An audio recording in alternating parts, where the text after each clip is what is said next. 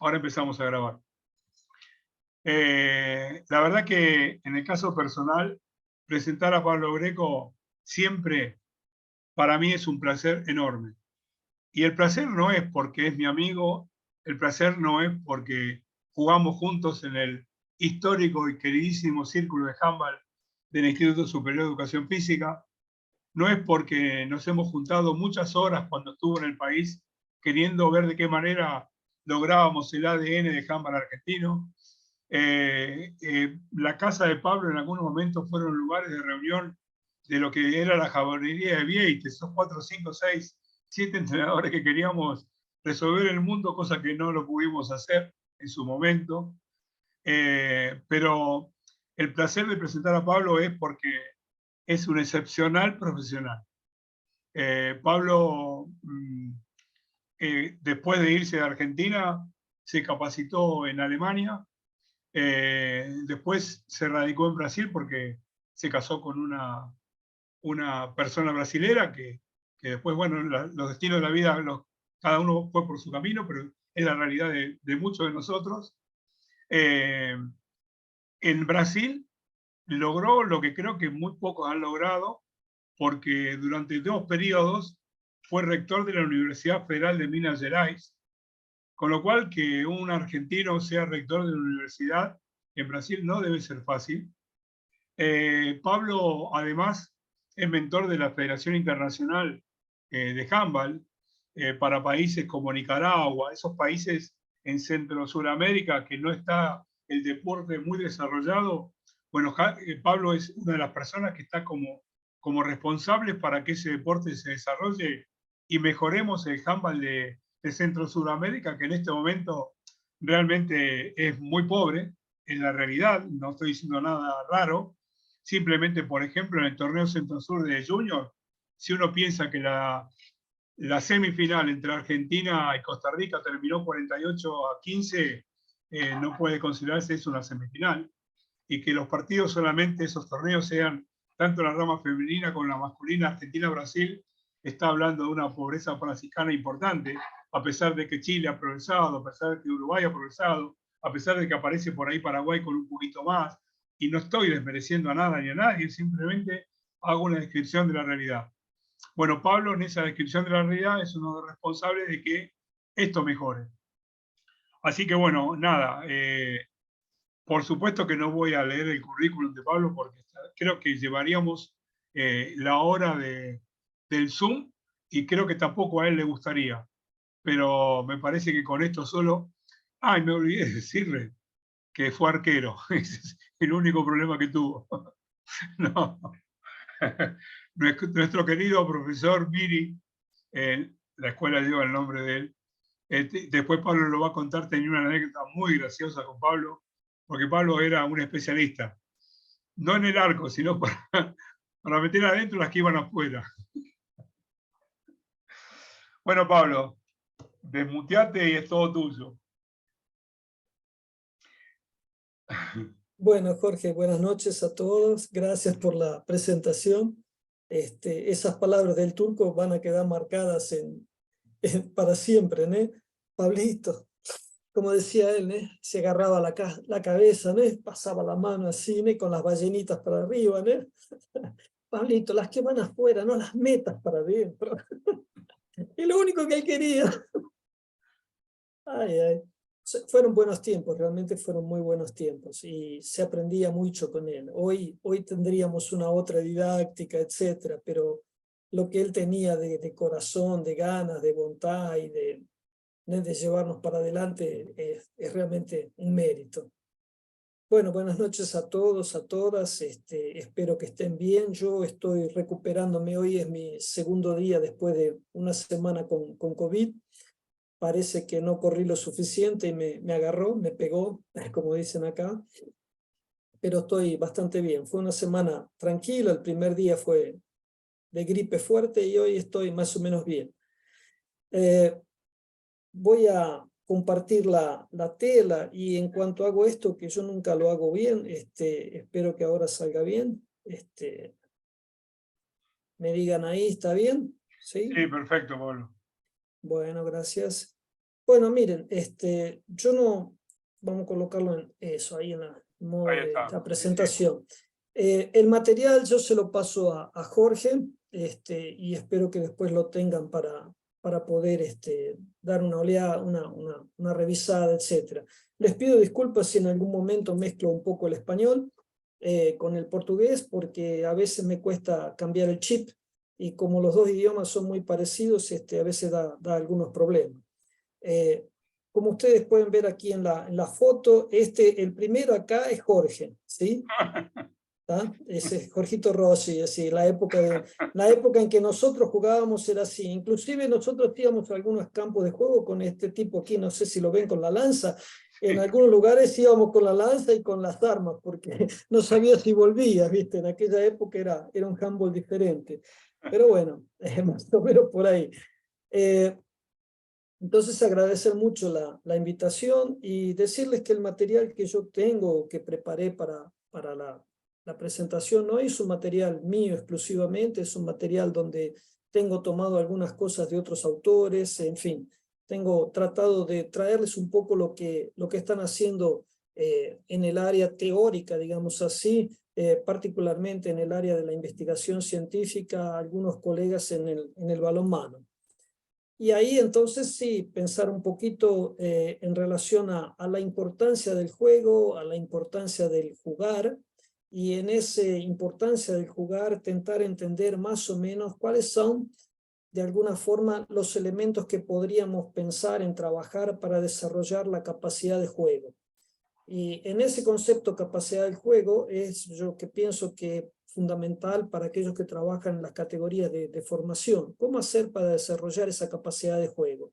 Y entender la capacidad del juego no solamente desde el punto de vista de jugar con otros, como también del lado izquierdo, ¿no? Jugar un deporte específico como el balonmano y jugar en esa modalidad, pero también jugar en algunas posiciones específicas. Entonces es un proceso de evolución, donde el concepto que a mí me gustaría traerles es siempre el concepto, disculpen, vuelvo para atrás, el concepto de que lo más importante es jugar para aprender. Pero jugar para aprender, si no aprendemos jugando, no sale, no sirve. Jugar solamente por jugar no produce impreteriblemente aprendizaje. Entonces, en ese sentido, muchas veces nosotros vemos algunos equipos, como ustedes están viendo aquí, ¿no?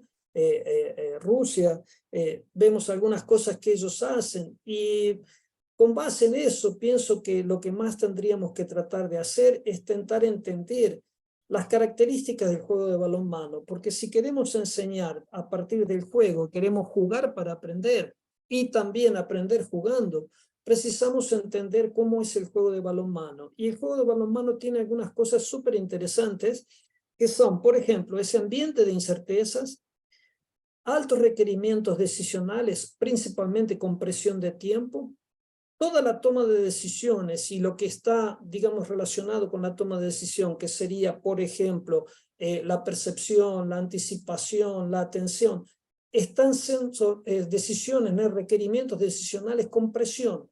Hay presión de tiempo, hay presión de precisión, hay un marco situacional, vos no sabés si estás ganando, si estás perdiendo, vos tenés que considerar que cuántos segundos faltan, cuántos segundos tengo todavía para jugar, en fin. Hay una dimensión informacional muy, pero muy, muy elevada. Y esto precisa ser de alguna forma trabajado mucho, mucho desde la iniciación. O sea, jugar para aprender implica en que se juegue, ¿eh? Y se aprenda, jugar, aprender a jugar, jugar aprendiendo. A mí me gustaría desafiarlos. Ustedes ven aquí una jugadora, yo no me acuerdo cuál, las de rojo me parece que son las coreanas o una cosa por el estilo, y es un equipo europeo del otro lado en camisa oscura. Pero ustedes ven a la armadora izquierda ahí en posición del balón. A mí me gustaría rápidamente que abran el micrófono, aquellos que se animan, y los que no se animan, después los provoco. Me digan, ¿qué es lo que esta mujer puede hacer? ¿Cuál sería la decisión de ella? ¿Qué le parece a ustedes que ella haría? Amagar el pase al otro armado y entrar y penetrar, digamos, por el espacio que le queda. Ok, Puede vos ser estás una. viendo, sí, puede, claro, estás viendo el mouse, ¿sí? Sí, Ok, este pase, tendríamos que pensar el problema con esta jugadora. no, yo lo que decía era como amagar el pase ¿Sí? para que la jugadora que tiene enfrente ¿Sí? se mueva y ahí Ujú. utilizar ese espacio. Ah, usar el espacio, por ejemplo, aquí o Exacto. usar el espacio entre estas dos. Entre esas dos. O sea, amaga el pase a la 8, ¿Sí? Ok. entonces la jugadora se va a mover hacia el medio, se va a cerrar y Ujú. le va a quedar un espacio ahí o le va a quedar para jugar con el pívot. Ajá. Ok. ¿Qué otra situación? Gracias, Aileen. De ¿Sí? nada. ¿Pronuncié bien? Ok, Sí, gracias, perfecto. Aileen. ¿Qué más? ¿Qué más, che? ¿Puedo decir Un algo yo? lanzamiento a pie firme. ¿Cómo, Melina? Melina, Sí, Sí, un lanzamiento a pie firme. un lanzamiento a pie firme. Ok. ¿Más otra? ¿Te parece que va a lanzar? ¿Dónde está Sí. mirando? Sí, al lateral. O si no, un pase con sobrepique al otro lateral. Ajá. Bien. Bueno, más una. Eh, el tema que, Pablo, la posición corporal, en cuanto a sí, lo que acabas de decir con respecto a dónde está mirando, que es hacia el lateral, Sí, y la posición del brazo está disociada, sí, ujú, porque Melina correctamente observa que está que en una puede gestión fintar. que puede Ujú. pintar, que está en una posición de lanzamiento, yo diría a pie firme bajo cadera, pero sí, bajo cadera. tampoco podría ser un bajo cadera porque el brazo de la Sí, defensora está abajo. Es Está decir, abajo, pero no pudo puede percibir. fintar un cadera y saltar en suspensión con un paso sí, Está bien, por eso puede. contra el brazo. Rectificado. Exacto. Bueno, problema entonces, en una situación de esas, procesar información. Es decir, ahí vos tenés un conjunto de jugadoras que están todas al mismo tiempo procesando información. Y ese proceso de información se debe a informaciones que tengo guardadas en la memoria, aquello que le llamamos de top-down, y aquellas informaciones que vienen del ambiente, como por ejemplo vos decías, la posición del pie, la posición del cuerpo, la posición del brazo. Todo el mundo está, digamos así, analizando las informaciones y trabajando esas informaciones, está procesando informaciones. Claro que todo esto no es una foto, es un filme. Entonces va a haber, digamos así, una velocidad para hacer eso. Eso significa que hay un aumento muy grande de la carga en aquello que nosotros llamamos de la memoria de trabajo, para ese procesamiento de informaciones. Y hay una situación en la cual es necesario reconocer la situación de juego, tanto el ataque cuanto la defensa. Por ejemplo, puedo superar, puedo fintar, puedo lanzar. O sea, hay un trabajo donde la atención va de alguna forma a se distribuir en las tres formas más simples y digamos así más complejas al mismo tiempo de la atención. Voy a tener una atención dividida en relación, por ejemplo, a cuántos lugares estoy viendo al mismo tiempo, selectiva en relación a qué es lo que hace mi defensor directo, y voy a tener que estar alternando permanentemente mi atención o los procesos atencionales de trabajar la información, de procesar la información top-down y bottom-up de forma simultánea. Ahí yo tengo un problema que está determinado por la velocidad y por la calidad perceptivo-atencional, por la velocidad de acción y las posibles decisiones que venga a tomar, y esas decisiones van a estar muy, pero muy, muy dependientes de lo que yo tengo como repertorio técnico. Y al mismo tiempo, todo esto va a ocurrir en que yo voy a llegar a una toma de decisión con presión de carga y una presión de tiempo, probablemente una presión física. O sea, durante el juego, aquí ustedes están viendo una otra escena de Holanda, hay una cuestión donde la capacidad de juego está muy, pero muy, muy relacionada con memoria, con procesos de aprendizaje. Memoria y aprendizaje son dos procesos que decorren en interacción, están juntos. No podemos separar la memoria del proceso de aprendizaje y no podemos separar el aprendizaje de los procesos de memoria. Y todos los dos, tanto la memoria cuanto el aprendizaje, dependen de los procesos de atención, de percepción para la toma de decisión. Hay un error muy común en la literatura, principalmente durante mucho tiempo se tuvo ese error, es decir, se tuvo ese error porque no teníamos exactamente mejor conocimiento. Hoy tenemos un conocimiento más avanzado, donde antiguamente, y yo les digo sinceramente, yo hice una disertación de máster en Alemania usando ese modelo, y yo sé que ese modelo hoy, yo sé que ese modelo está errado, pero lo que pasa es que esto tiene 25, casi 35 años, es decir, hay una evolución en el conocimiento, pero la idea de percepción, análisis de la situación, decisión, realización motora, que era el modelo básico de un señor llamado Malo allá por los años 65, 66, no es más posible desarrollarlo.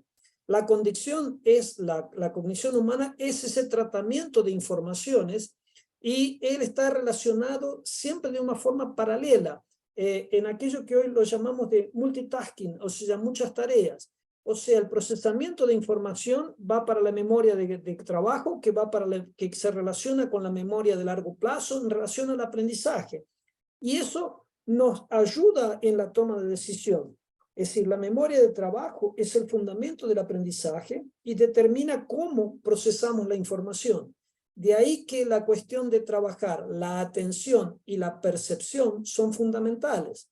Entonces, por ejemplo, ¿cómo trabajar la atención? Bueno, una de las formas de encortar el camino para trabajar la percepción y la atención es saber, conocer cuáles son los señales relevantes que nosotros tenemos en una determinada situación.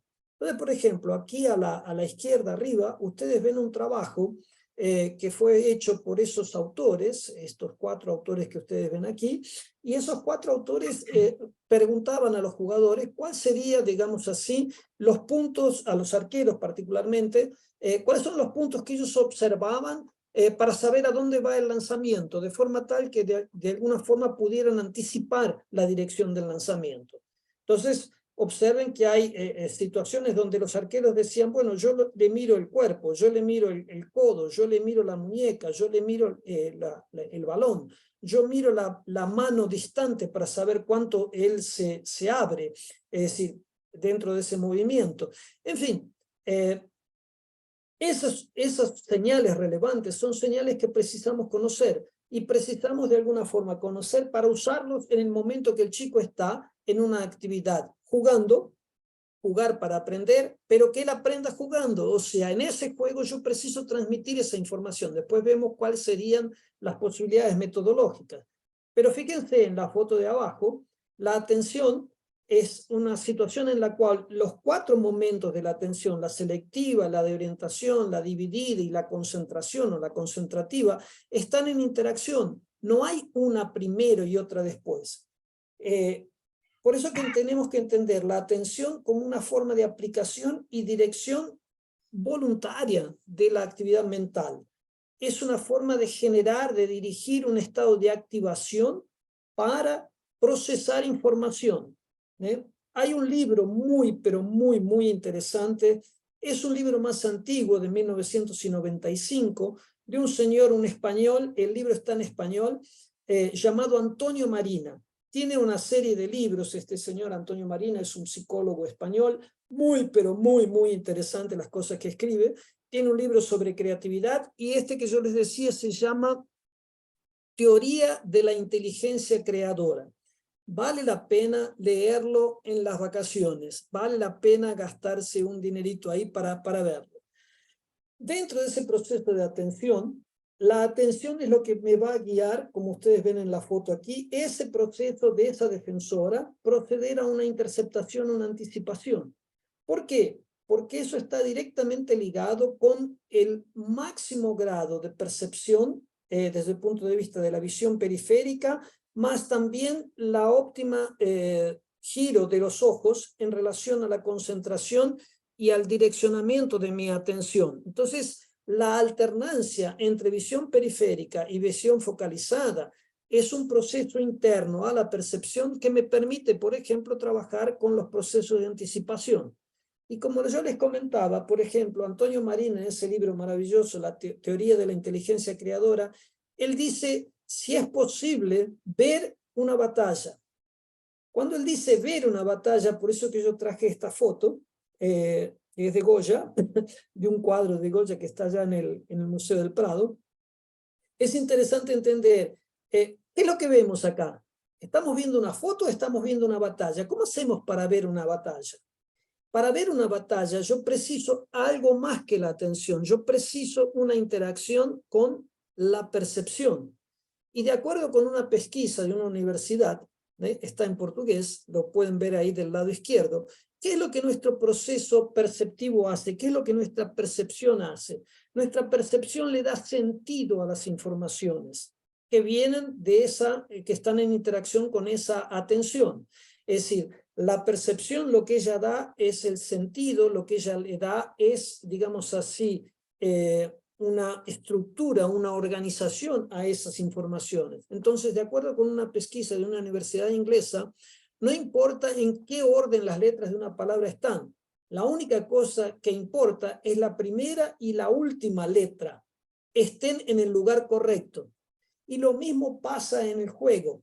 La primer señal es la que va a determinar qué es lo que va a ocurrir. Y a partir de la primer señal, podemos trabajar entonces con la comprensión de cómo es el proceso de las fintas. O sea, las situaciones del pasado en el presente me sirven para interpretar y de alguna forma anticipar situaciones en el futuro. Ese gráfico que está ahí es un gráfico de un señor llamado Jürgen Nitsch, director del Instituto de Psicología de Deportes de la Escuela de Colonia, con el que tuve oportunidad de estudiar. ¿Qué es lo que está ahí? Bueno, nosotros tenemos, en la situación de hoy, nosotros tenemos que interpretar lo que viene en el futuro con base en las situaciones pasadas. Las acciones pasadas van a dar base a la situación presente, pero también me van a proyectar la experiencia necesaria para anticipar situaciones futuras. O sea, trabajar táctica, trabajar técnica, entrenar técnica, depende de cómo desarrollamos procesos cognitivos. La mayor parte de lo que hacemos y lo que sentimos no es consciente. Y aquí hay una cuestión muy, pero muy importante. Hay muchas cosas que no son conscientes en ese proceso de cambio de informaciones que se dan a partir del proceso de atención y percepción. O sea, muchas cosas transcurren de una forma que no nos es consciente. ¿Por qué? Porque estamos de alguna forma saltando etapas, anticipando etapas, porque hay un conjunto de respuestas que están automatizadas, están en el plano automático, y trabajan en aquello que se llama de priming, son heredadas. Por ejemplo, cuando ustedes se levantan a la mañana, ustedes no piensan cómo hacen para caminar, simplemente se levantan de la cama y salen caminando. Y yo no preciso pensar qué es lo que voy a hacer ahora, me voy a poner en pie, voy a mantener el equilibrio, voy a dar qué paso primero. Entonces, en la realidad lo que hacemos es tratar de recordar, de reconocer, de asociar, de interpretar, ¿no? Es decir, la percepción me permite comprender, entender, reconocer, interpretar, captar, seleccionar, organizar aquello que la atención me permite. Al regular los procesos cognitivos, la atención influye en la calidad de mi percepción. Y lo que tenemos ahí es una interacción de la percepción, atención, anticipación con la memoria de trabajo. La memoria de trabajo, digamos así, es el mecanismo o es la función del cerebro más importante para que esos tres procesos funcionen. Pero claro, percepción, anticipación, atención. ¿Y cómo es con la toma de decisión? Como ustedes ven, la atención es pero muy guiada por los estímulos que nosotros tenemos, ¿no? Para este cachorrito ahí, para este perrito ahí, el estímulo es la pelota, y a él vio la pelota en la televisión y claro, la va a seguir, ¿no? Porque es lo que está acostumbrado de alguna forma a que ocurra. Entonces, ¿qué es lo que pasa? ¿Por qué ocurre esto? Porque nuestro cerebro, y en realidad nosotros podemos decir que dos cerebros, uno que va lento y uno que va rápido. El sistema rápido, el sistema 1, es el sistema automático en el cual nosotros tenemos, digamos así, ya las respuestas prontas, y cuando hay alguna incidencia o alguna dificultad, entramos entonces en el cerebro 2. Ese es un otro libro que vale mucho la pena leer, es un libro de Kahneman, Rápido, devagar, dos formas de pensar en portugués. No sabría decirles cómo está este libro en español, pero rápido y lento, dos formas de pensar, es la idea de ellos, es cómo es que trabaja nuestro cerebro, y divide la función del cerebro en dos sistemas, el rápido y el lento. Ese sistema rápido y lento, en realidad, ¿qué es lo que nos ayuda a hacer? En una situación de aprendizaje, como es el proceso de entrenamiento, la persona en un determinado ambiente, por ejemplo, jugando 2 contra 2, 3 contra 3, con un comodín, sin comodín, está realizando una tarea. Bueno, vamos a lanzar, vamos a hacer un cruce, en fin, vamos a hacer alguna acción técnico-táctica. Esa interacción persona, tarea, ambiente, ¿qué es lo que pasa dentro de la persona? La persona busca de forma visual informaciones, por eso que es importante trabajar los señales relevantes. Y cuando ella busca informaciones, ella está colocando a funcionar sus procesos de pensamiento. Procesos de pensamiento convergente, o sea, aquellos que están directamente relacionados con su toma de decisión, ahí hay una jerarquía, o sus procesos de pensamiento divergente, donde él crea diferentes oportunidades. Y todo ese proceso visual y de pensamiento va a depender de los señales posturales del adversario, del reconocimiento de padrones y del cálculo de probabilidad situacional que él pueda hacer. O sea, vean que este cuadro aquí, esta idea de la probabilidad situacional, reconocer padrones, señales posturales a partir de la búsqueda visual, serían de alguna forma la base para organizar un proceso de entrenamiento. Yo tengo acompañado mucho Manuel Laguna, para mí uno de los entrenadores así, desde el punto de vista de persona extraordinaria y desde el punto de vista entrenador, una persona extremadamente competente. Y Manolo, en uno de sus cursos, usó este vídeo para se referir al problema de la ceguera perceptiva. No sé si ustedes vieron qué es lo que ha hecho esta mujer. Ahí era para entrar y definir, y sin embargo ella pasa. ¿Por qué? ¿Cómo? ¿Qué es lo que hubo? ¿Cómo se llega a esto?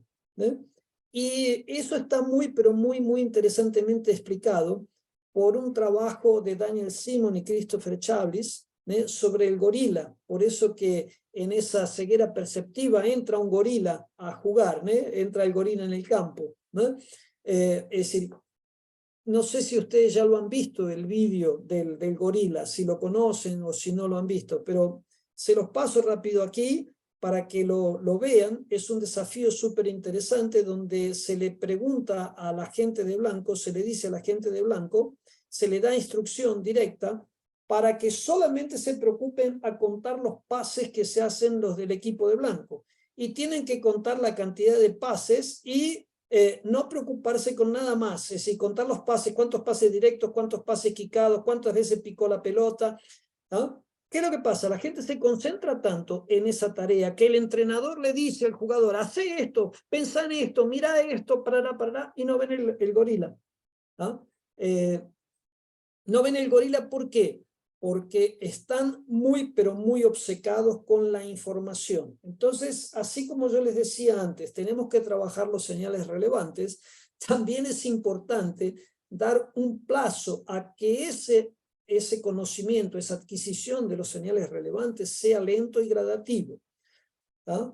¿Por qué? Porque si uno le dice, hace esto y mira esto, él no ve el resto de los árboles, él no ve el bosque, él va a ver el árbol. Entonces es necesario entender que ese es un proceso donde tenemos que procurar que descubra de alguna forma, y ahí viene la famosa metodología de descubrir de forma guiada, las ideas de cómo él resolver situaciones. Por eso es que tenemos que trabajar, cuando hacemos algún ejercicio, lo vemos un poquito más adelante, cuando hacemos algún ejercicio, tenemos que trabajar tentando grabar determinadas posiciones defensivas, si es un ejercicio, por ejemplo, para el ataque, grabar determinadas posiciones defensivas, repetir varias veces para después ir cambiando esos comportamientos y ver cómo es que el jugador se adapta a esas nuevas situaciones. O sea, ahí ya entramos entonces no solo en la cuestión de la percepción, cuanto también en tomar decisiones. ¿Y cómo trabajar la toma de decisiones? Nosotros sabemos hoy que la toma de decisiones se da a partir de procesos heurísticos. La heurística es un proceso en el cual me permite gastar menos tiempo por medio de procurar atajos, por medio de procurar diferentes caminos que me lleven más rápidamente a la realidad. El problema es que las heurísticas son muy útiles en muchas situaciones, mas también nos pueden llevar a vieses, a errores cognitivos y a errores sistemáticos. Entonces es necesario estar atento en el momento de la formación de las heurísticas a que ese proceso sea adecuadamente conducido. O sea, si no vamos a continuar teniendo el problema de la ceguera atencional. O sea, para trabajar, por ejemplo, que este jugador que está recibiendo el balón vea a su compañero, es necesario que exista una alternancia en el tipo de ejercicios, porque si siempre hacemos el ejercicio de la misma forma y con la misma respuesta y con el mismo comportamiento del defensor, nunca lo va a ver al pívot. Entonces es necesario que el jugador comprenda la situación de juego. Ahí yo preciso trabajar con él el conocimiento táctico que él tiene. Precisamos parar y preguntar, ¿qué hiciste? ¿Por qué? ¿Para qué? ¿Qué es lo que viste? Precisamos trabajar el conocimiento para que él tenga lectura del juego. Porque la lectura del juego es él que la hace, no sirve gritarle de afuera qué es lo que tiene que hacer. Él que tiene que saber ver el juego. Y además de ver el juego, de comprender la situación, tiene que saber escribir. Y ahí viene el problema de la técnica, donde es muy, pero muy, muy difícil entender para muchos de que la técnica se trabaja a partir primero de un excelente trabajo coordinativo.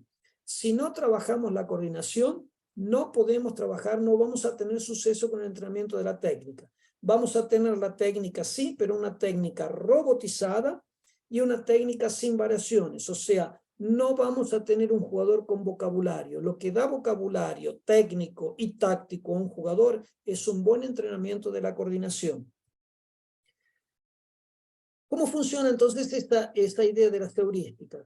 No podemos trabajar el conocimiento y tomar decisión en un proceso analítico, percibir, pensar, ver cuál es la solución, una solución mental, ahora voy a ejecutar y después voy a ver el resultado. No podemos trabajar de esa forma. Precisamos entender que existen varias alternativas de crear heurísticas o caminos de acortar. La heurística es una regla de busca que me permite generar opciones a partir del trabajo de la información, bottom-up, top-down, que voy guardando en la memoria de trabajo y la interacción de la memoria de trabajo con la memoria de largo plazo. Para que exista esa interacción, es necesario trabajar bien el proceso de elaboración de información. Y a partir de ahí es que el jugador comienza a ordenar por validad la idea de cuáles son las situaciones que le van a dar más suceso. En ese sentido, entonces, tenemos un modelo desarrollado por Rapp en 2003, o sea, es un modelo bastante antiguo, es el modelo de la situación anticipada de las respuestas o de las consecuencias tácticas de mis respuestas, de mi tomada de decisión, donde Rapp es el primero a colocar que la toma de decisión se da a partir del reconocimiento de la situación. Y ese reconocimiento de la situación se da por la interacción, repito eso, de las informaciones top-down, aquellas que yo tengo en la memoria, con las informaciones que vienen del ambiente, del bottom-up. Y ese reconocimiento de la situación, él puede ser implícito en el sentido de que hay una descubierta natural, digamos así, o explícito a partir de un proceso de entrenamiento. No sé si ustedes conocen un poco el modelo de trabajo denominado de Teaching Game for Understanding, o el proceso de enseñanza-aprendizaje por la comprensión, O sea, los pones a jugar, los dejas jugar, paras la situación, mostrás la situación, usás, por ejemplo, el vídeo o usás el celular para mostrar qué es lo que fue y analizar la situación.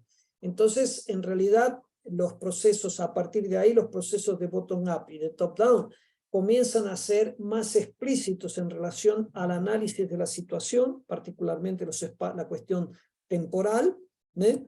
Y las interacciones de forma implícita o explícita nos llevan a una adquisición de expertise, no solamente por las 10.000 horas de práctica, más sí por la calidad de la práctica.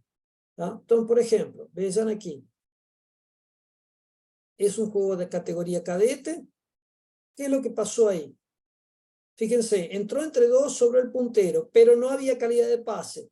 Problema que tuvo también, se fue muy encima de la defensa. Entonces, como se va muy encima de la defensa, no tiene espacio para pasar. ¿Ah? Y ahora hay un error grave de la defensa. Ese defensor adelantado marca al central y se preocupa con el central, larga al pivote, ¿né? Y ese defensor central ahí, el tercero, ¿né? Realmente no sabemos si él está marcando a alguien o si está más perdido que ciego en tiroteo, ¿né? ¿Ok? Es decir, problema, tenemos que corregir esa situación de ese momento del juego posicional donde ese armador izquierdo está entrando.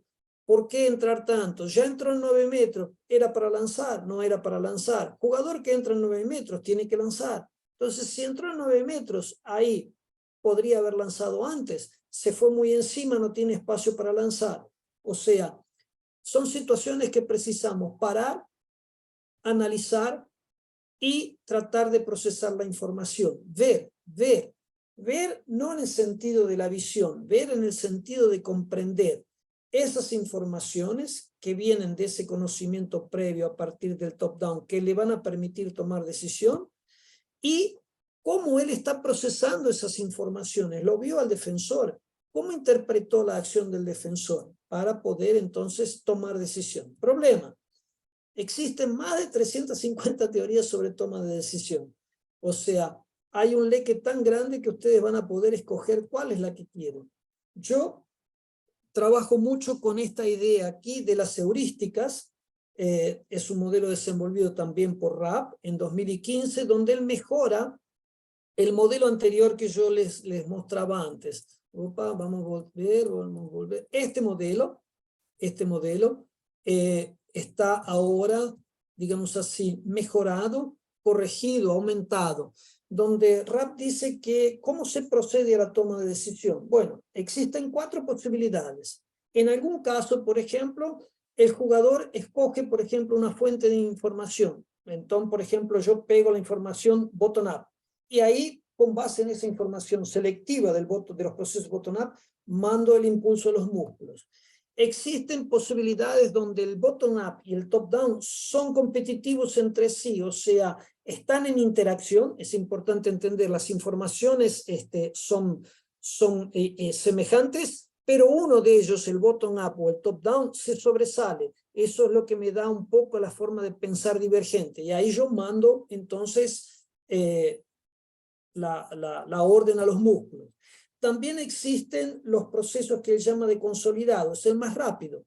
El top-down y el bottom-up coinciden, entonces ya tomo decisión, mando de forma convergente a los músculos la orden para ejecución de alguna situación. O el correctivo, este es el más peligroso, porque el jugador escoge una fuente, pero ve que no está esas informaciones no están coincidiendo, entonces quiere corregir con base en la situación. Por ejemplo, cambió un poco aquello que yo pensaba, cambió la situación, el defensor ahora no salió y yo estaba esperando que salga.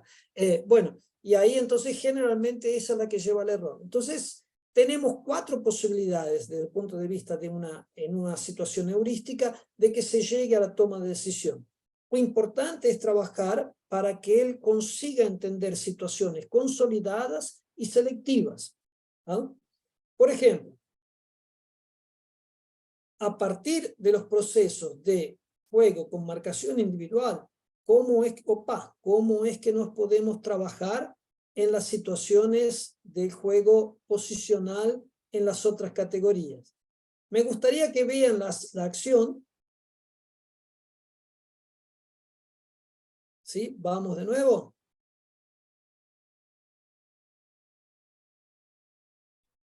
Pregunta. Pregunta. ¿Qué les pareció?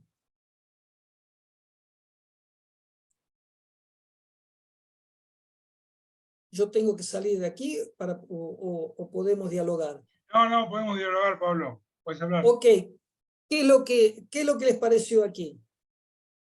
Vamos a suponer que ustedes son entrenadores del equipo de Blanco.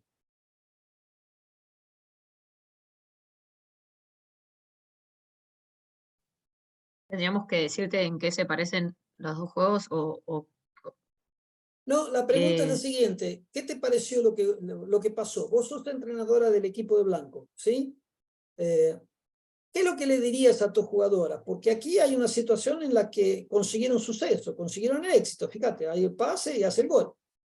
En principio está perfecto, ¿no? Hicimos el gol. Podemos rever la situación y vamos a ver, por ejemplo, y ahí era la pregunta, ¿qué les parece? La trayectoria de la que recibe el tiro libre se podría corregir. Ajá. Ok, ¿qué más?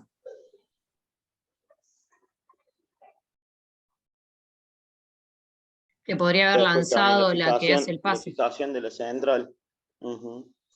Ajá. Bueno.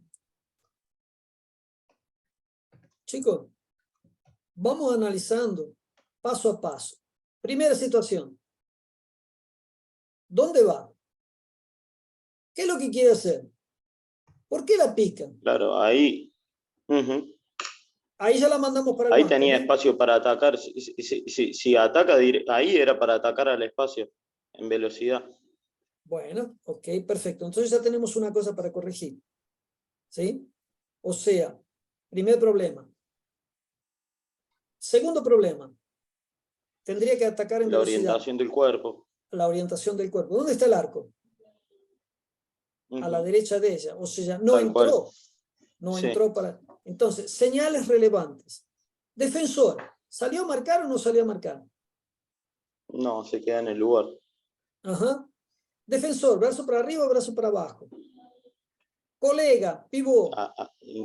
Pivot, ¿se ofrece o no se ofrece?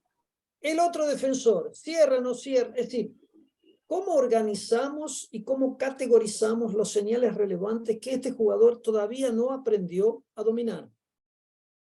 ¿Ok? Vamos a dar secuencia.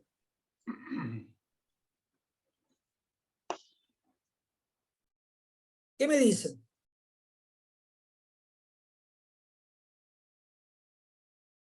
Esa fijación de la central también, sin sentido. Podría haber fijado al espacio en vez de fijar en 11, 12 metros. Porque Ajá. todas las defensoras están con los brazos abajo. Podría haber atacado ella también incluso. Okay. Pero bueno, lógicamente tenían una jugada preestablecida que era meter el doble pivot. Pero lo mismo, en ningún momento ataca a ella. Ocupa el espacio, Fíjense, de la jugadora central. Sí.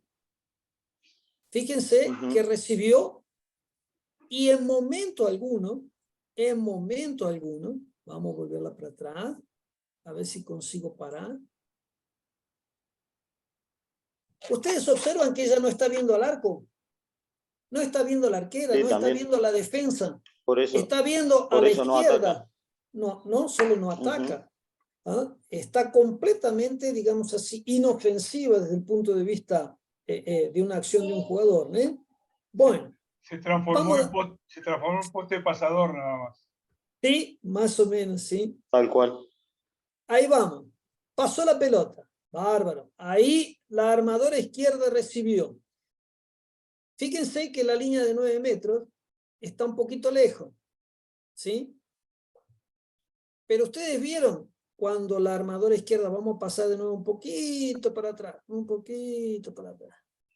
Fíjense que la central ya le está diciendo a la armadora izquierda, te la voy a pasar, ¿sí? Y todas las defensoras particularmente esas dos que están aquí, podrían estar tomando mate tranquilamente porque no va a pasar nada ahí, ¿no?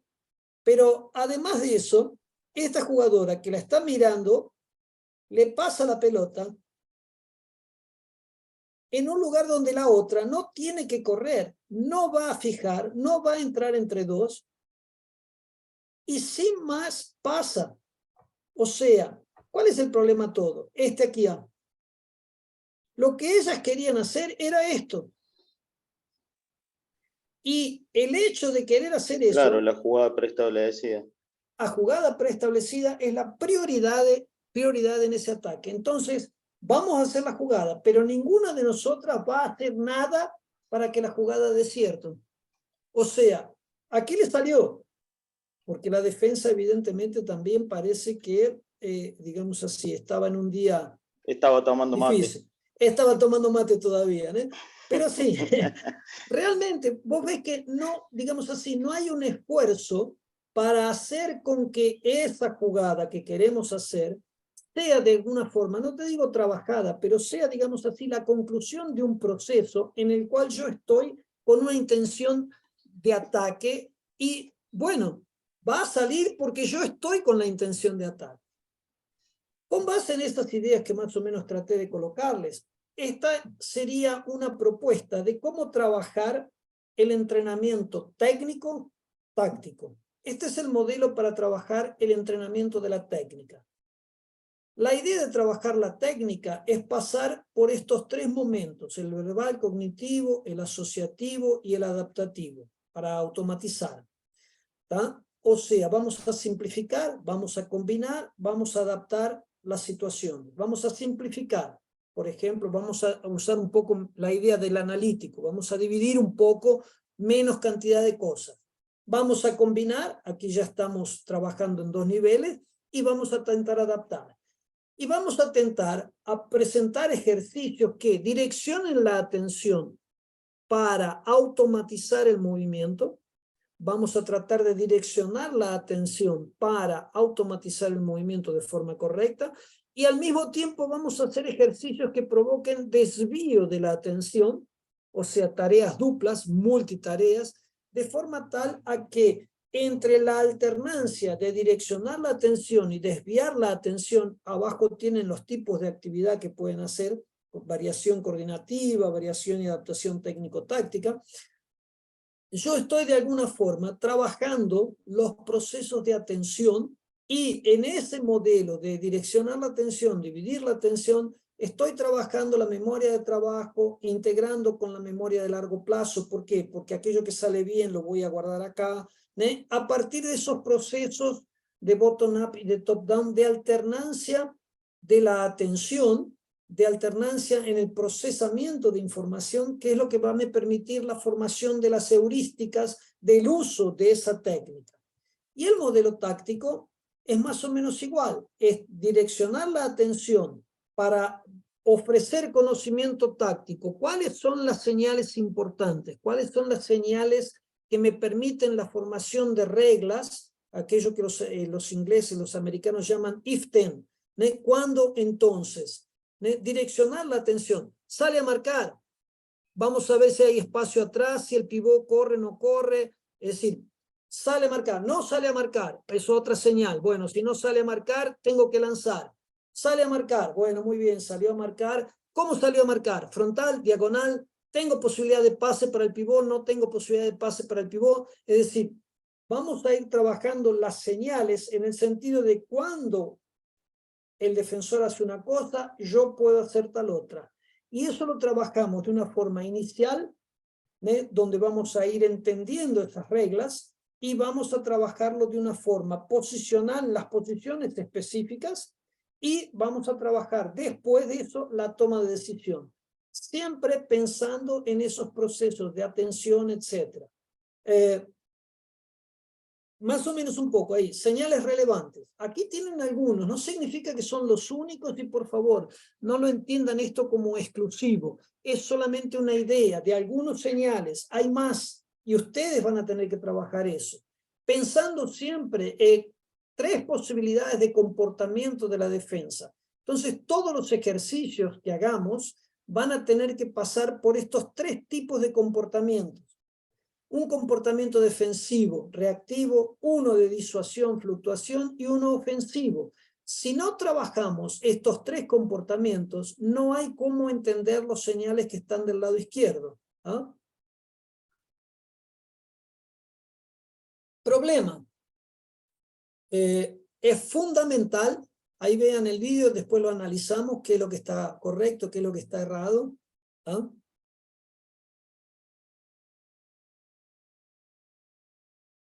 Problemas.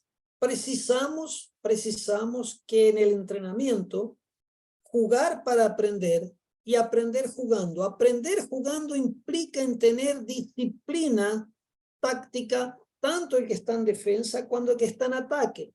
Porque si no hay disciplina táctica, el que está en defensa no hace aquello que compactuamos, el atacante no aprende. Si no hay una disciplina táctica, el defensor no aprende a organizar su comportamiento en una de esas 3 alternativas. Están viendo el vídeo. Problemas. Este señor aquí, Branislav Prokayev, falleció a poco tiempo atrás. Fue un gran entrenador de Yugoslavia, un especialista en sistema defensivo 3-2-1. Así llevó a Yugoslavia a la semifinal, a la final en el 82, llevó en el 86 de nuevo. En fin, maravilloso entrenador, excelente persona también. Pero vamos al vídeo aquí. ¿Qué me dicen?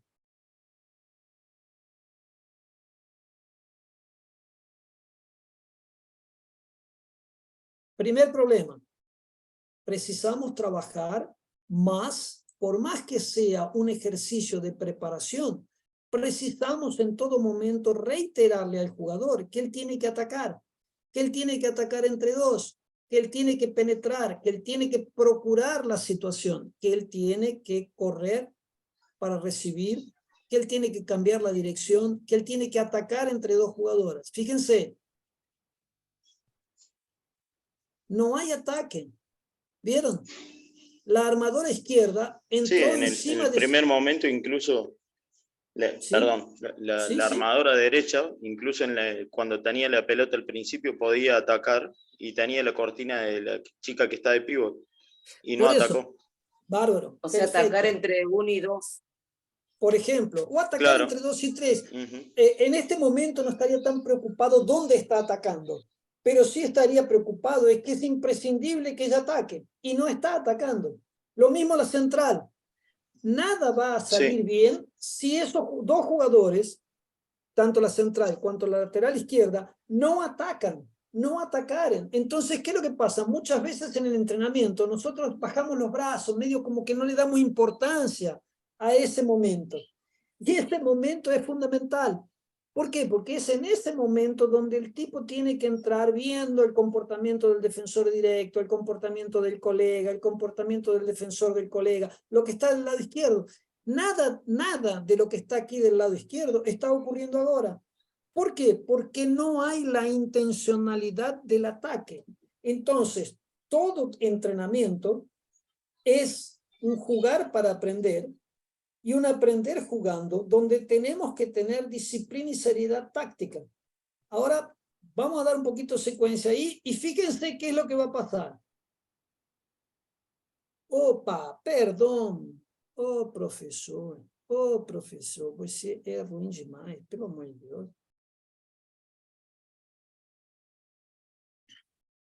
Fíjense qué es lo que va a pasar. Va a recibir. Entró entre 2. ¡Pumba! Murió. ¿Se dieron cuenta que la central no cruzó? ¿Se dieron cuenta que la central debería haber cruzado o debería haber creado una situación de posibilidad de pase para crear superioridad numérica? No lo hizo. ¿Por qué no lo hizo? Porque está en ese porque la lateral derecha había juntado 2 marcas. Y ahí ella tendría que haber cruzado aquí. Tendría que haber hecho este movimiento de cruce. ¿Por qué no lo hace? Porque, de nuevo, no apretamos los tornillos de forma tal a que todo momento es momento de aprendizaje. Todo momento es momento serio. es jugar para aprender y aprender jugando. Lo que se está pasando aquí es que estoy repitiendo, reiterando errores, perdón, que después los voy a cometer en el partido. O sea, medio como que automatizo o crío las heurísticas fuera de lugar. ¿Entendieron?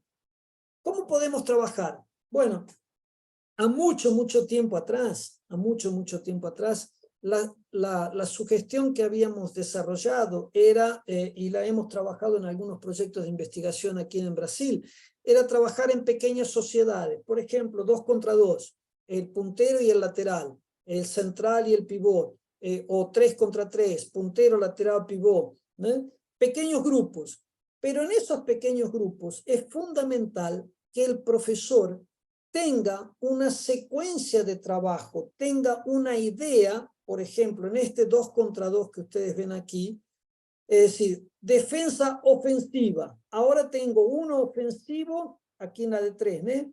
2 ofensivos y un defensivo. ¿Qué alternancias de comportamiento podemos hacer? Por ejemplo, si este defensor, no sé si están viendo el mouse, ¿sí? El ratón.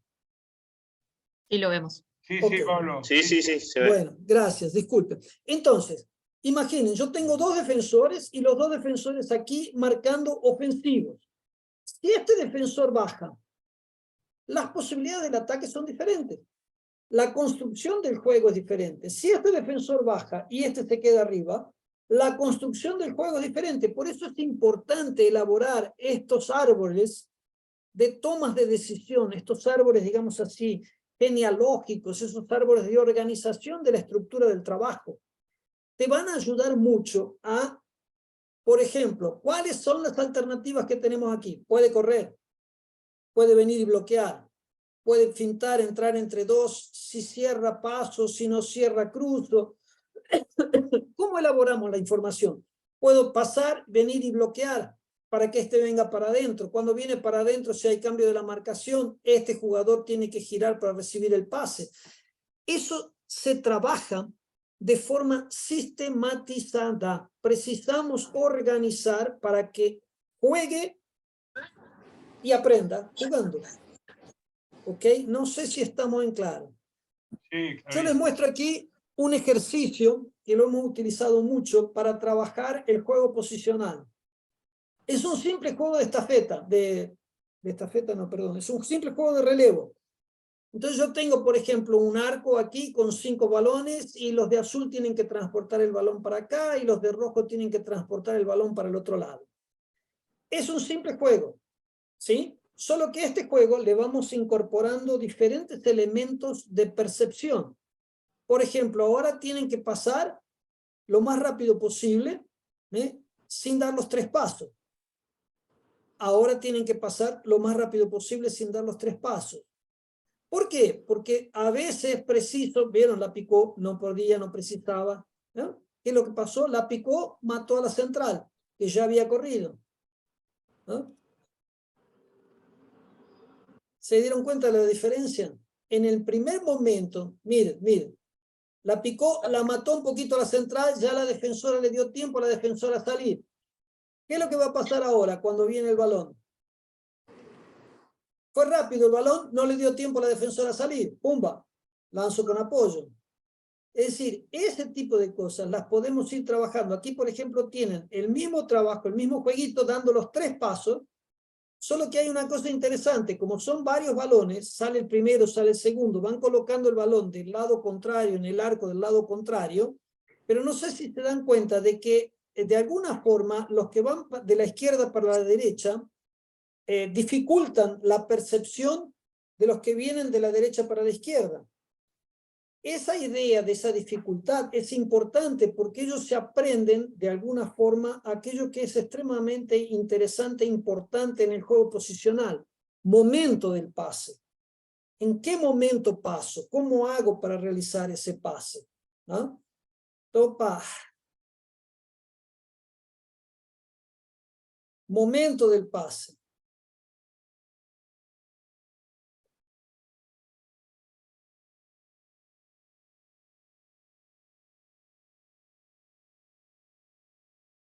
y entrar entre dos. Momento del pase, entrar entre dos, entrar entre dos. No sé si ven que el central, por ejemplo, no corre, pero el armador izquierdo sí. Y ahí cuando él entra ya desequilibra. ¿Ah? Entonces, ¿cómo podemos, aquel jueguito de inicio del juego posicional, cómo podemos hacer un jueguito, por ejemplo, para trabajar el juego posicional iniciando, por ejemplo, parados? Lo que queremos es velocidad del balón. Pero de aquí podemos pasar, por ejemplo, a una próxima actividad donde vamos a trabajar la idea de entrar entre dos y al mismo tiempo la idea de juego posicional, correr. Error. ¿Cuál sería el error de la 14?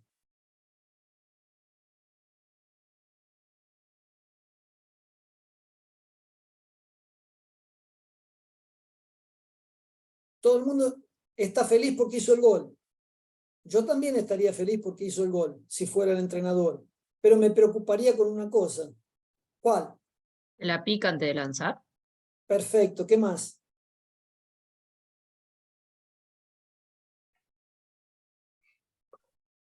Uy. Vamos, vamos, pensá, pensá, pensá. El salto. En la posición de central, con apoyo, quien tiene un buen lanzamiento, tiene muchas chances de hacer gol, no precisa saltar. Si saltás, le das tiempo a la defensa de organizarse y hacer el bloqueo. Y ahí distribuyen mejor la tarea con el arquero. ¿Sí? Entonces, el lanzamiento tiene que ser así, con apoyo. Es más rápido y le da menos tiempo al arquero y a la defensa. Sigo. Bueno, les digo, sí, la picó. El otro problema, no corrió. No cambió de dirección y entró entre las dos defensoras, no salió de la defensa. Es más o menos lo que le pasa a este, ¿sí? Se le va encima a la defensa, ¿no? Está jugando mucho dentro de los 9 metros. Factores que podríamos entonces pensar. Este aquí yo lo llamo del decálogo del juego posicional. Este decálogo del juego posicional no es una ley. O sea, ustedes tienen que pensar si realmente les interesa entender estos 10 pasos, que serían los pasos que tenemos que observar, o los elementos o los factores que tenemos que observar cuando estamos trabajando con los chicos el juego posicional. Ah, aquí me salió en portugués. En el juego es, aquí tendría que ser en. Corre para recibir. Recibe después de troca de dirección y de velocidad. Cuando vos ves un juego de balonmano, como estábamos viendo antes de las mujeres, vos no ves mucho un cambio de dirección, un cambio de velocidad en el momento en que corren para recibir, porque ya tienen todo tan pero tan estructurado que saben dónde está el espacio y no precisan de eso. Pero los chicos en las categorías hasta el juvenil, y principalmente ahí en esa división del juvenil para el junior, es fundamental que ellos se aprendan a cambiar de dirección y de velocidad cuando corren para recibir. Dar los 3 pasos en dirección al arco. Entrar entre dos. Armar el brazo. Observar al portero. Observar el desplazamiento del pivot. Si el defensor salió a marcar, no salió a marcar. O sea, observar al defensor que te está marcando.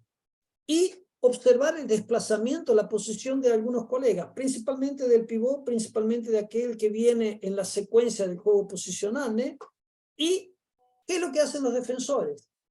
Es decir, son algunos elementos que ustedes los pueden transformar en actividades y en ejercicios para que esto pase a ser señales relevantes que el chico tiene que aprender.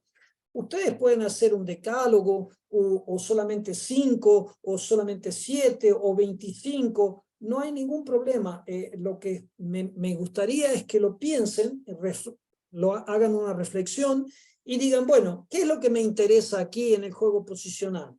¿Qué es lo que yo quiero observar? ¿Qué es lo que yo quiero como información que sea procesada por mis jugadores?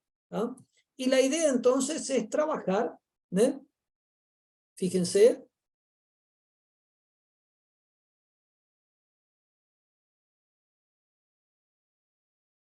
¿Qué me dicen de ese vídeo? ¿Les gustó?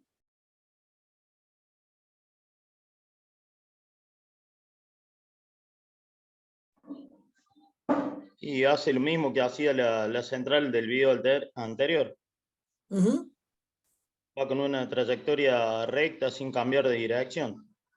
Ajá, y sin cambiar de velocidad. Y sin Y sin defensor. cambiar. Ujú. O sea, ¿cuál es el problema? Opa, perdón, vamos a volver. ¿Cuál es el problema de esto aquí? ¿Precisamos hacer este tipo de actividades? Sí, no están prohibidas, pero yo no le puedo dedicar un entrenamiento entero a esto. Fíjense que este ejercicio que está siendo hecho aquí del lado derecho, lo podemos colocar para hacer del lado izquierdo en este gráfico que ustedes tienen aquí. ¿Alguno se anima a decirme qué es lo que está pasando aquí? Sin miedo, no les cobro.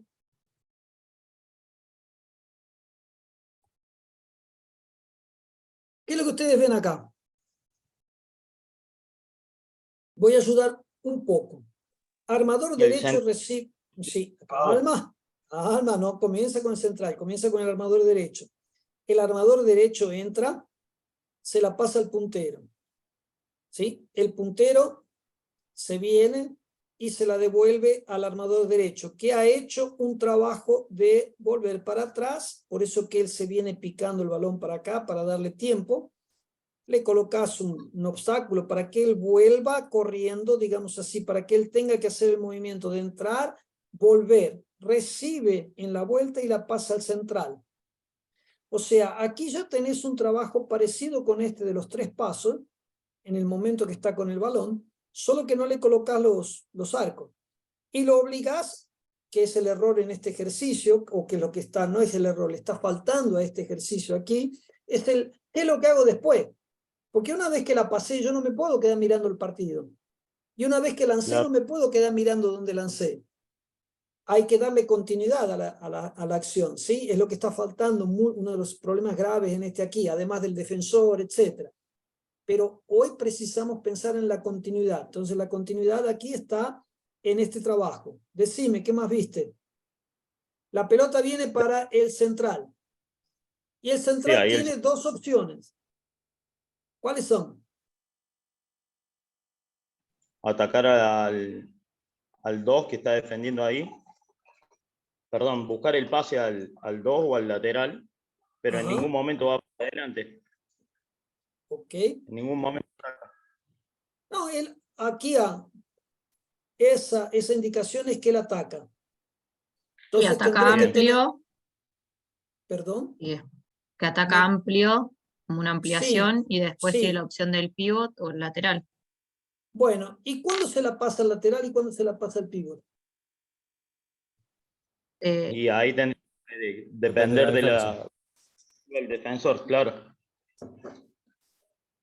Pero fíjense que este aquí no es un defensor, este aquí es como si fuera un cono. Es Ajá. uno de esos famosos muñecos. En Europa se usan mucho. Esos famosos muñecos inflables, ¿viste?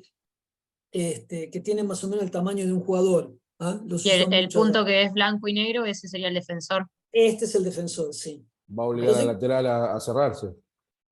¿qué es lo que pasa? El central entra, tiene que ver al arquero si levanta el brazo o no levanta el brazo, cuál es el brazo que levanta, pero al mismo tiempo tiene que trabajar su visión periférica. De nuevo, vamos a aquello que hablábamos antes de la percepción, de la atención, ¿se acuerdan de la atención dividida, de la atención selectiva? Para poder crear una heurística de toma de decisión. ¿Y dónde crea la heurística de toma de decisión?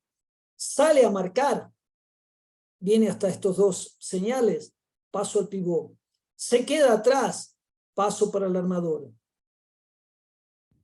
¿Entienden el jueguito?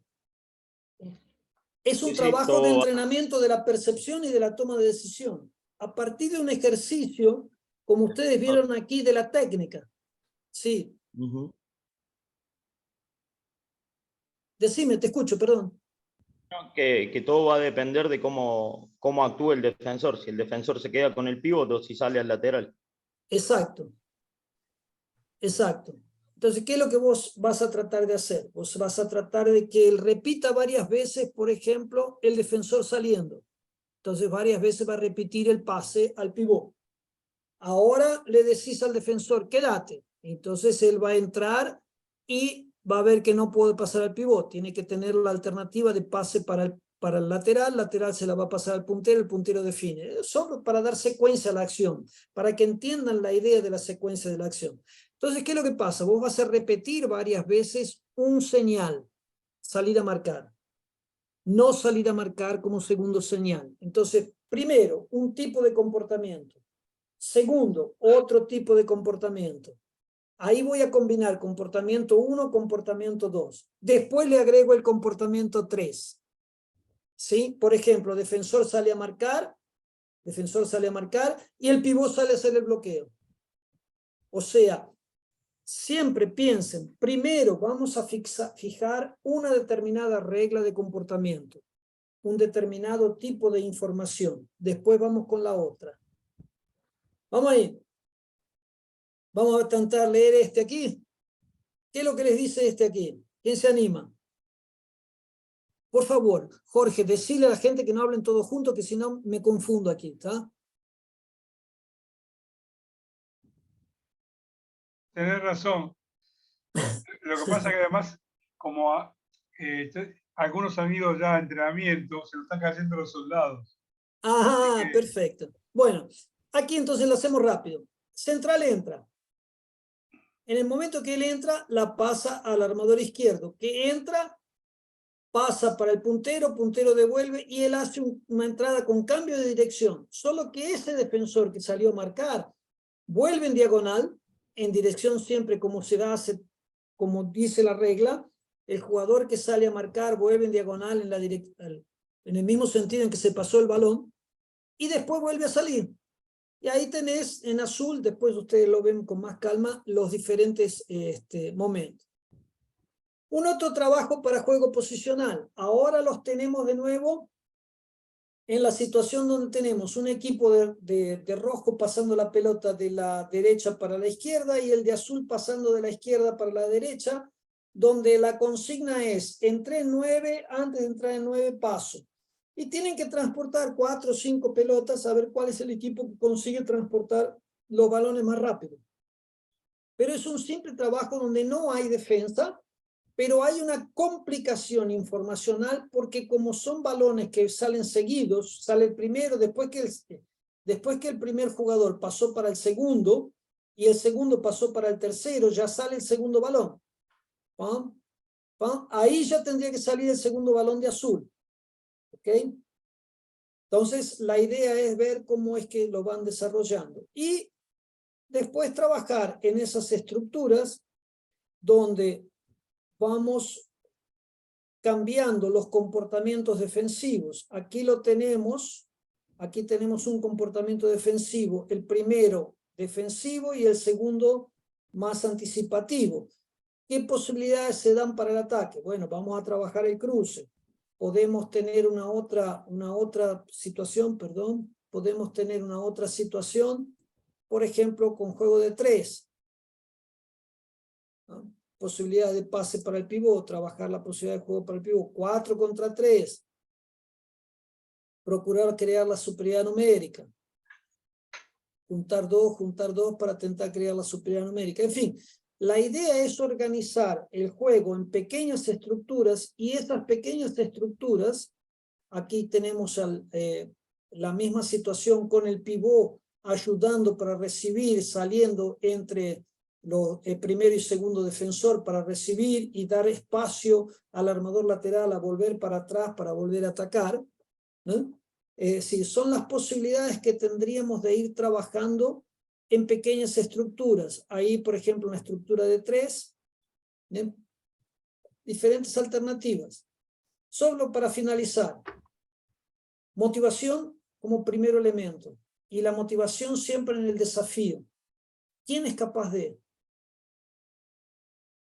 Conocido para desconocido, fácil para difícil. Digan.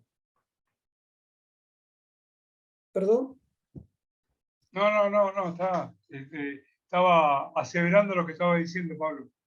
Ajá, ok. Entonces la idea es trabajar, no primera fase, motivación, conocido para desconocido, simple para complejo. Percepción general se da vía juegos que no tienen nada que ver con el balonmano, pero que me ayudan a entender diferentes señales. Y ahí viene la parte más difícil, fijar un comportamiento, fijar el segundo comportamiento, alternar entre A y B. Muchas veces nos apuramos y queremos hacer todo muy rápido y le damos muchas variaciones y no hay repetición suficiente de cada uno de esos comportamientos. Entonces, fija un comportamiento, después se fija el comportamiento contrario y ahí alternar entre uno y otro. Eso requiere mucha disciplina táctica y precisa de mejorar la realización y la velocidad para grabar la movimentación sin mecanizar, sin que quede una estructura rígida. Y a partir de ahí, entonces, de nuevo, la idea de trabajar, ¿no? Los diferentes momentos del proceso, de adquirir, en la parte inicial, adquirir el conocimiento táctico, ¿no? Es aquí, observen cómo es posible que en el balonmano de alto nivel, ¿no?, dos jugadores en el bloqueo estén tan separados uno del otro. O sea, hay señales que nos dicen, ¿no?, qué es lo que se puede y cómo se puede. O sea, trabajar los procesos perceptivos, reconocer, identificar señales, ¿no?, y coordinación, trabajar la coordinación, trabajar la coordinación, trabajar la coordinación. Y cuando vamos a trabajar la toma de decisión, me parece que es importante que se acuerden de los pasos. Una cosa conocida, un comportamiento conocido, comportamiento diferente, alternar entre uno y otro antes de pasar al tercer comportamiento. Aquí tienen algunas medidas metodológicas y algunas alternativas didácticas para utilizar conforme estén trabajando, ¿no? Y la idea es entender que el jugador no puede estar ciego a informaciones relevantes. Para eso es necesario entrenar. Y ese entrenamiento depende de la información que ustedes le transmitan, de la forma con que ustedes hagan esa transferencia de conocimiento. Desenvolver, desarrollar las habilidades y trabajar la incerteza en el entrenamiento para que la situación sea aprendida de una forma más adaptativa, no trabajar con situaciones muy estereotipadas y fijas. Esa variación del comportamiento defensivo es fundamental para poder mejorar la idea. O sea, mejorar la formación de representaciones mentales. Y las representaciones mentales son un conocimiento que está de alguna forma guardado en la memoria, que es lo que me ayuda a reconocer diferentes situaciones, que es lo que me ayuda a reconocer diferentes posibilidades de acción. Era más o menos eso. Jorge, no sé, a disposición, y ahí en qué podemos conversar, preguntas, dudas.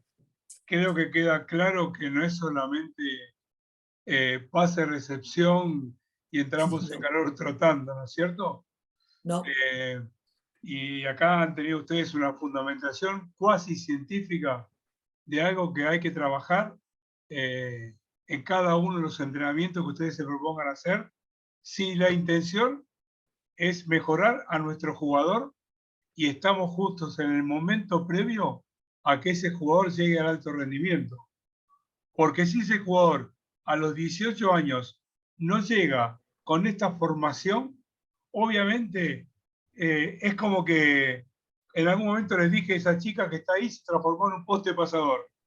Y cada uno de ustedes no tiene que tener 14, 16 o 20 jugadores, poste pasadores. Tienen que tener jugadores que interpreten y que en esa interpretación del juego sepa tomar las decisiones correctas. Y no solamente tampoco pasa la decisión correcta, hasta inclusive analizando los temas, la gestoforma y la postural, que ustedes se dieron cuenta en los ejemplos que Pablo mostró, porque esto es básico. Si tengo jugadores que trabajan y están enfrentados mirando hacia los laterales, obviamente son postes pasadores. No engañan a nadie. Antes de cerrar, miren, cosas que me olvidé. Este libro. Ese es más viejo que vos.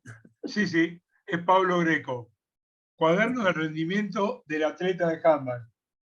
Este otro libro, si bien fue organizador, hay artículos que él desarrolló que son es un cuaderno específico para el arquero de handball.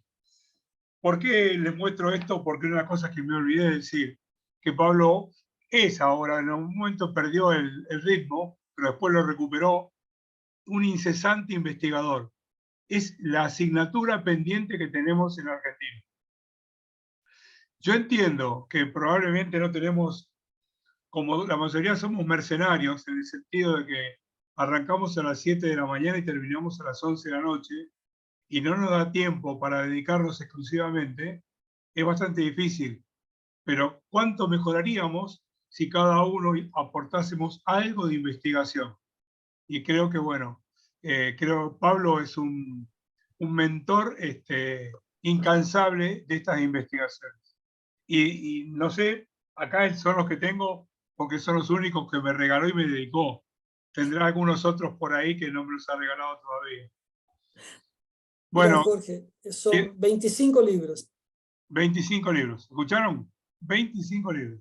y más o Faltan un menos 120 capítulos de libros y aproximadamente unos 200 artículos científicos. ¿Escucharon? Y para que eso, tiene un poco. y para que eso sea publicado, primero lo tienen que mostrar, Validar. fundamentarlo, va a un tribunal en Estados Unidos y a partir de la evaluación de ese tribunal, recién ahí se pueden llegar a publicar. Estamos hablando desde la investigación. Así que bueno, ¿quieren hacer alguna pregunta? Yo la verdad que... No, Sí, dale. yo quería agradecer porque justo, bueno, Melina se salió de la reunión, pero con ella estamos trabajando en el mismo club y con los juveniles y los juniors estamos trabajando en lo que son las iniciaciones de las jugadas y justamente lo que nos cuesta es que los jugadores ataquen. Si bien hay una jugada preestablecida, pero ni siquiera van a fijar, o sea, pasan la pelota para que terminemos haciendo la jugada. Y como decía Pablo, en todo momento y en toda situación de juego tienen que buscar atacar y ver si está el espacio, cómo está el defensor. Y en base a eso hacer el ataque. Si bien uno pretende trabajar la jugada para perfeccionarla y todo, pero lo mismo no podemos hacer todo mecanizado, tienen que haber variaciones para que el atacante tome la decisión ahí. ¿Me permitís que te corrija, Darío? Obvio. Y tal vez me equivoco en la apreciación, pero me remito solamente a las palabras que dijiste. Cuando vos formás, Sí. Cuando vos formás a tus jugadores, hay tres maneras para que ellos puedan jugar. O juegan en el 1 versus 1, o juegan de manera asociada, muchas de las cosas que habló Pablo hoy, o juegan de manera preestablecida. Pero el juego preestablecido, que es lo que vos acabas de decir, que estás trabajando con tus jugadores, es muy limitado. El juego preestablecido, vos podés tener una situación para el juego preestablecido para cuando tu equipo está obnubilado, no tiene manera de cómo resolverlo, no sale el juego individual, el 1 versus 1, no sale el juego asociado, ¿sí? Entonces decidí que con una indicación, un nombre, una consigna, hagan una situación de juego preestablecido. ¿Cuántos juegos preestablecidos puede tener un jugador mecanizado para resolver en un partido? 1, 2, 3, y es demasiado. Porque si estás jugando en los mismos niveles de competencia, la primera vez te sale, la segunda vez te cortaron el juego y la tercera no sale.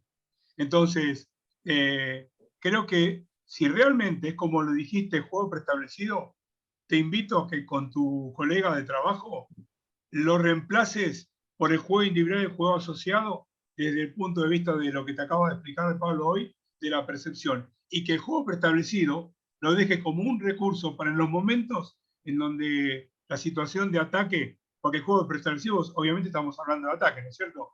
Esa situación, la situación de ataque no fluye. Entonces, como no fluye, bueno, te digo, María, nosotros teníamos en el instituto una jugada, ¿te acordás, Pablito? Sí.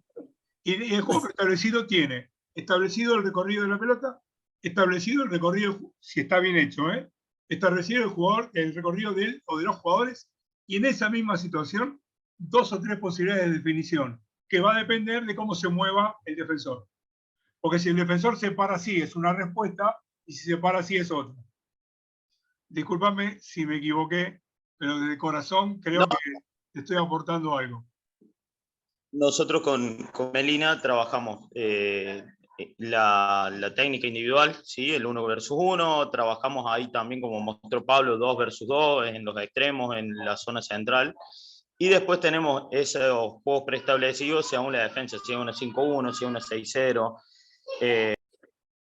Lo que nos cuesta es que cuando vamos a hacer esas preestablecidas o practicarlas en el entrenamiento, los jugadores en el entrenamiento no atacan, son pasadores de balón para hacer el preestablecido.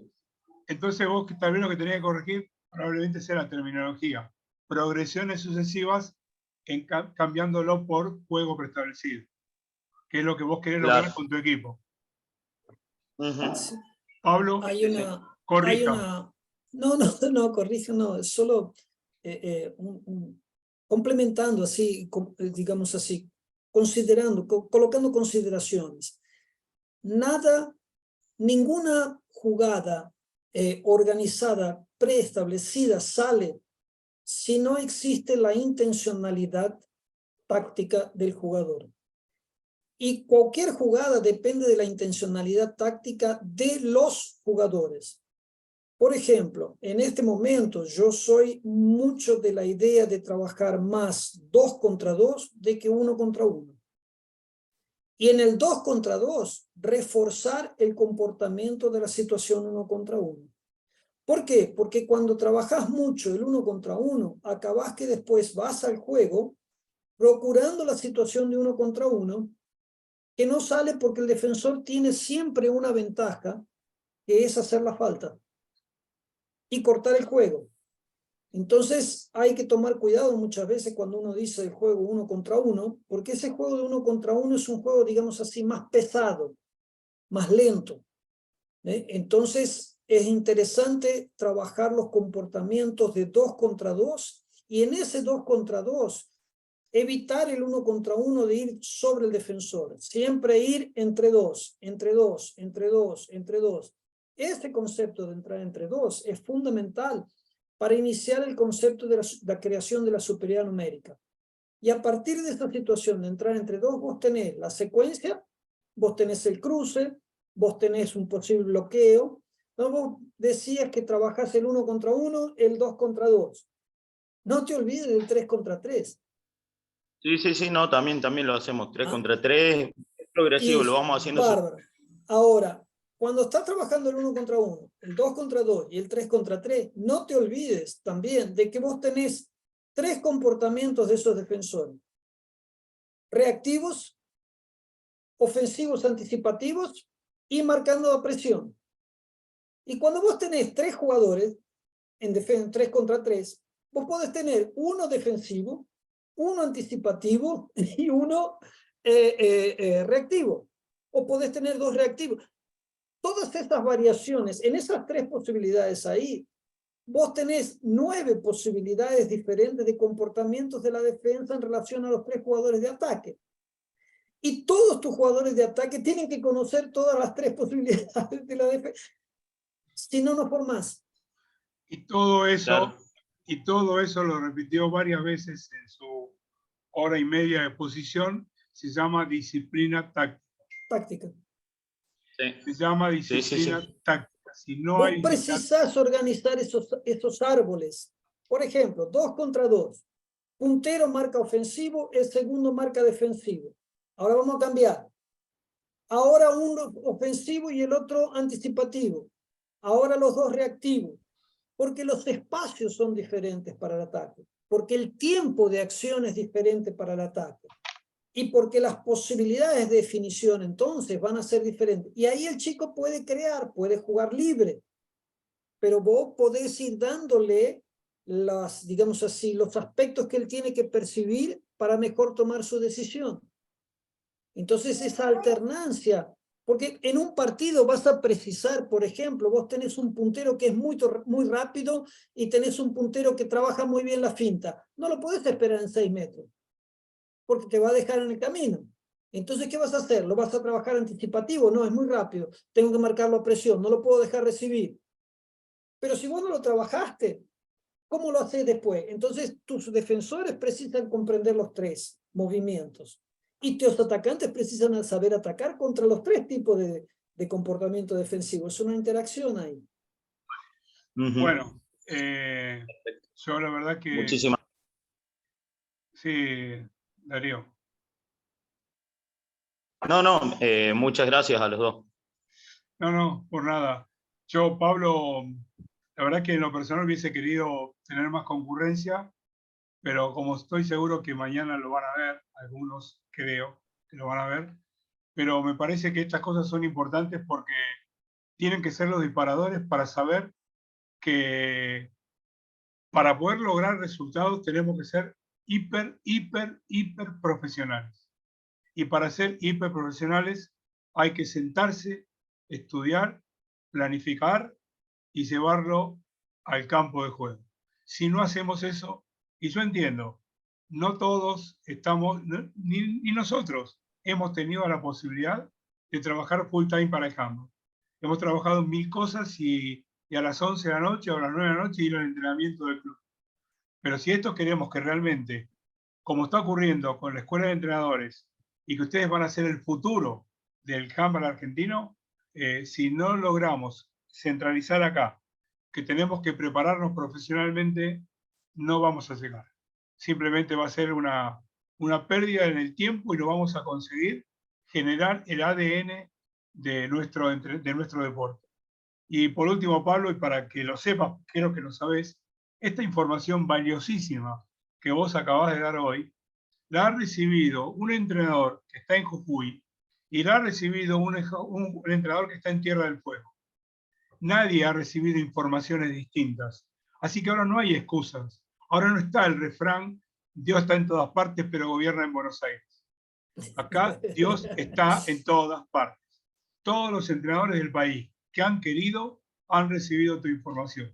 Con lo cual, sabes que lo que te aprecio y lo que te quiero, te lo agradezco profundamente.